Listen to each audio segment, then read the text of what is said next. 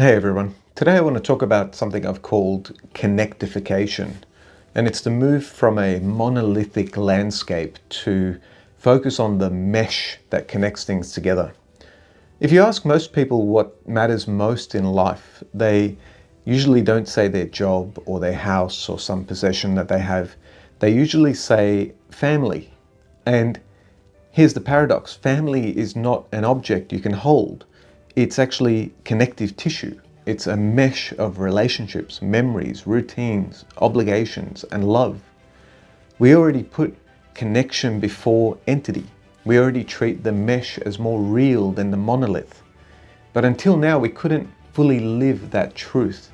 Until now, the mesh was elusive. For centuries, life has been organized around monoliths. Houses treated as physical boxes, jobs treated as contracts and titles, and identities often defined by possessions. This is the old worldview: entities first, connection second. Yes, the house was always tied to the job and the job always tied to the house, but those ties are invisible and impossible to give a real ontology. So we ignored them and we built our world on monoliths. We defaulted to this worldview because it was all we could see. But now everything is changing. The hidden layer has become visible and the ether of connection has come into focus. Your house is not just four walls, it's a mortgage, it's a school catchment, it's a power grid, it's a postcode, it's a Google Maps pin. Your job is not just an employer, it's a commute, it's your stress levels, it's the systems that you use, it's childcare subsidies, it's professional networks. These aren't add-ons or additional features. They are the thing in itself. And here's the inversion. In the old world, the objects were primary. And in the new world, connections, or the mesh, is primary. And this inversion has always been true in principle, but until now, we actually didn't have the capability to live it. Why? Because, the connections were invisible. They were fragmented and unmeasurable. Whereas today, for the first time in human history, that has changed. Digital infrastructure makes every connection explicit. Data flows let us measure richness, relevance, resilience. AI doesn't just connect, it actively architects the mesh, rerouting flows across work, home, health, identity. We can now see the mesh and measure the mesh, and we can now design the mesh. Think about your morning coffee. For me, it feels like my private ritual, just a little me time, but it's not. That cup connects me to farmers on the other side of the world, to shipping routes and logistics chains, to an app that does my orders and rewards, and to a barista who greets me and maybe anchors me socially, and even to my body's circadian rhythms. It shapes how I show up for the day. The coffee is not the thing. The connections are the thing. And here's the big realization.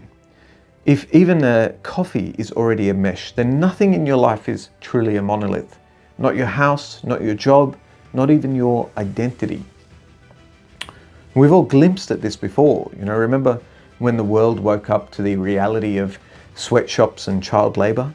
Suddenly we realized, you don't just buy shoes, you buy into a mesh of labor, logistics, ethics. The shoes were never just objects. They were shadows of a mesh you were part of. And that's the revelation of connectification.